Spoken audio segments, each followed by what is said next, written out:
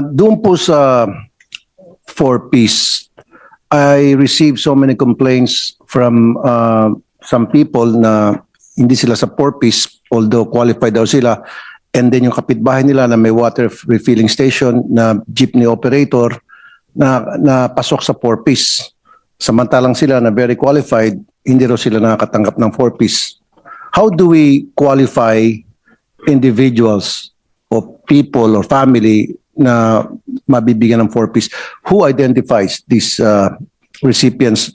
Si barangay chairman ba? Si mayor? So, Mr. President, the past years, the list of beneficiaries are based on listahanan. It's fairly outdated, and so there has been a move to have this community-based registry, and that is the one that is more accurate because exactly what the term says, it is community-based. So it is already, the data is already coming in. As I mentioned during the earlier interpellation of Senator Erwin, the data is not yet complete because it is being turned over per community, but that one will be more accurate because similar to the incident that His Honor mentioned, the Secretary and his team is also familiar with that, and so they are expecting that this community-based list will be much more accurate at sana ma-address yung situations that His Honor just brought to our attention. Thank you, Madam Spokesman, Mr. President. Yeah, kasi ang nakarating sa aking mga sumbong ay kadalasan yung mga recipient ay mga kaibigan, kakilala, kamag-anak ni chairman na hindi naman qualified kung tutuusin, hindi qualified kung tutuusin. So we have to be very careful, Mr. President, sa pag-evaluate whether or not qualified ba talaga o hindi yung pamilya may bibigyan ng four-piece kasi naabuso po. Yung iba naman tumulong kay chairman nung kampanya, ililista ni chairman kahit na hindi qualified.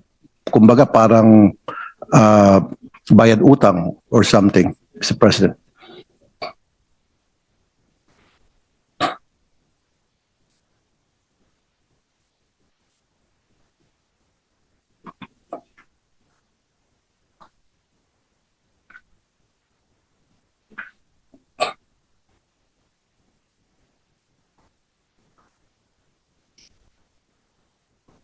So, Mr. President, let me clarify something, no?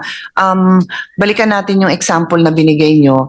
It is also possible, as I said, also possible. I don't know the exact circumstances nung nabanggit yung kwento, but it is also possible that they do not comply with the requirements to be a four-piece beneficiary. Kasi po, isa sa requirements nito is may anak ka either in daycare elementary or junior high or senior high. So kung wala kunyari mga anak mo, puro 18 and above na hindi nag-aaral, hindi ho yan magko-comply.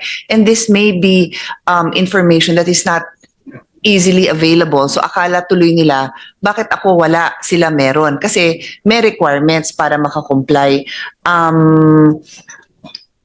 Anyway, that's the most glaring requirement that some do not meet. And they also cannot be, if graduate ka na dito, meaning wala ka ng anak na ganitong nag-aaral, out ka na rin sa program, Mr. President.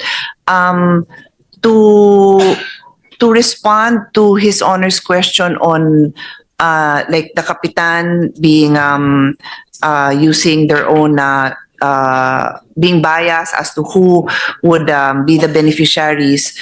For now, the list is based on listahanan. It will be moved to the community-based list, but the Secretary emphasizes that the LGUs have no role in identifying the beneficiaries and who would be included. The ones handling it, Mr. President, are the municipal or city links, and most of them are social worker. So pagka may report, may ganon, siguro ipa-report na lang natin kasi talagang walang role si Kapitan dyan, si Kapitana, si Kagawad, wala ho silang role dyan. Okay, thank you, Madam Sponsor, Mr. President. Now, lahat siguro tayo nakakita na nito, yung mga street children, Mr. President. Kung minsan may kita mo dyan sa kalye, buong pamilya si tatay, si nanay, tapos may dalawang anak, dyan nagluluto sa kalye. Mukhang kawawa sila. They are considered as homeless, Mr. President, or street children naman doon sa mga batang hamog, kung tawagin, dyan sa ilalim ng MRT sa EDSA. And I know na meron tayong tinatawag na families and individuals in street situations or FISS. And meron tayong budget dyan at 807 million pesos, Mr. President. How is it being used? So, Mr. President, this is the Pag-abot program. This institutionalizes a platform for an enhanced and unified delivery of services to vulnerable and disadvantaged children, individuals, and families in street situations through provision of social safety nets and protection against risks brought about by poverty. And the component assistance packages are financial assistance, transportation or relocation assistance, transitory shelter assistance, livelihood assistance, employment assistance, psychosocial support, capability building of communities, capacity building of the LGUs, and community assistance. There are also other related assistance packages that may be given as deemed necessary. The thing is, Mr. President, this is a program that requires the consent of the individuals. So some would be open to relocation, to housing, but others are not, and so they return to the streets. 15,000 ay na-reach profile. Sumama sa atin 8,000. Okay. 7,000 na huli na natin sa communities nila. So 15 yung you reached profile. 8, and then of the 8.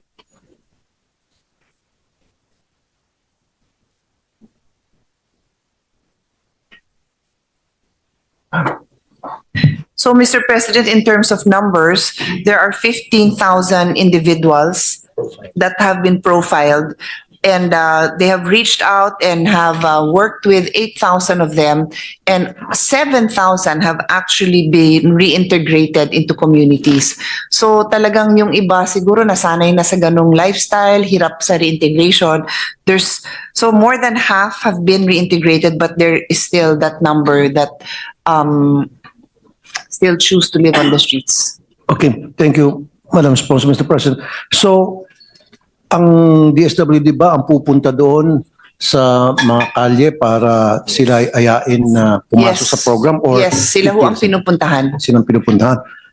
In that case, sa Quezon City alone, where I live, siguro ma-identify ko 6 o 7 pamilya nandoon sa kalye, nakahiga, natutulog, Mr. President.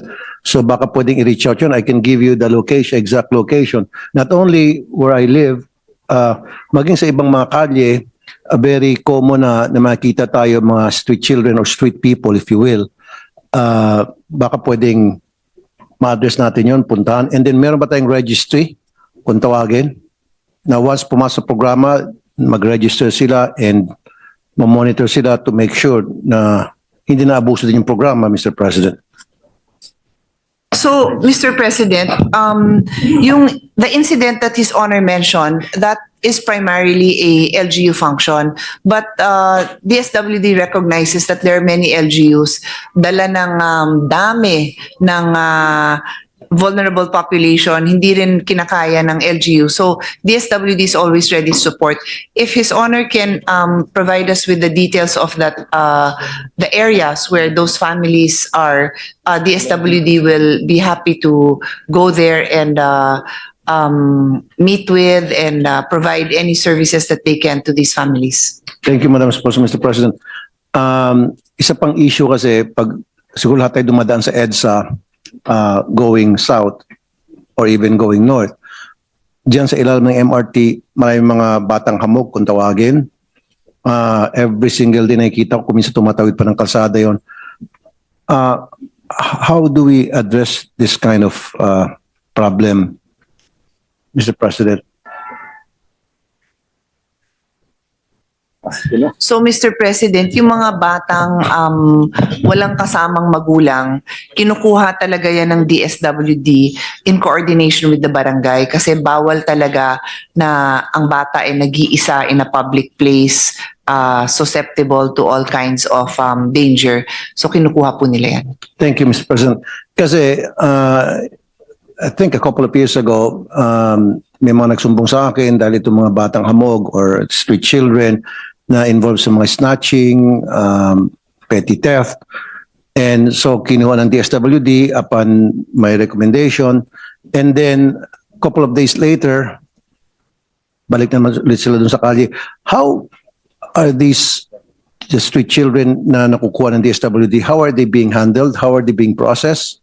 Paano yan? Papaliguan lang sila, pakainin ng lugaw, and then pakawalan ulit? Wala bang ginagawang papa-identify kung sino yung magulang mo, saan ka nakatira, and then babalik sa magulang, ipasok sa programang fees, etc. So, Mr. President, the process is they remove the child or children from those areas where they are in danger, these public places where they're loitering around or if ever even engaging in activities that they should not be engaged in. And then they coordinate with the families. And after meeting with the families, also explaining the responsibilities, they return the child to the family. And sadly, those are the situations where then you'll find the child back on the streets because despite working with the families still are not able to provide for the child and either allow the child or even send the child out on the streets. This is just my own intervention, the next statement I'm about to make. And that is also where we have our foster care law because a child that is neglected can be removed, no? But of course, I know it's the mandate of DSWD, all of us. Try mo muna talagang ma-reconcile siya sa family niya. Hindi naman natin talaga basta-basta kinukuha yun. Minsan may kuya lang dyan na nagsisipag, naghahanap ng pagkain. Hindi mo naman tatanggalin yan sa pamilya niya. Pero kung talagang yung sitwasyon neglected na talaga yung bata, then that's the time that you would consider taking it into protective custody and finding a temporary solution away from the family. But I think they don't do that drastically because nga, it's not naman our objective to separate a child from their family. Thank you, Madam Sponsor. Thank you, Mr. President. 807 million ang budget last year and then this year or next year, another 807 million. Is it being utilized, fully utilized, yung amount na 807 million para doon sa tinatawag na FIS? Or pag-abot program, pag-abot program?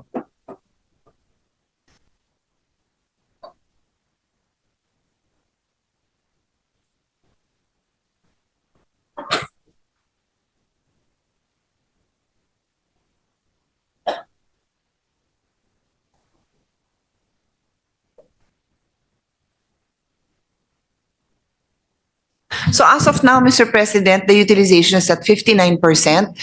Historically, nauubos po nila yung funding nila dyan. Yung peak daw po ng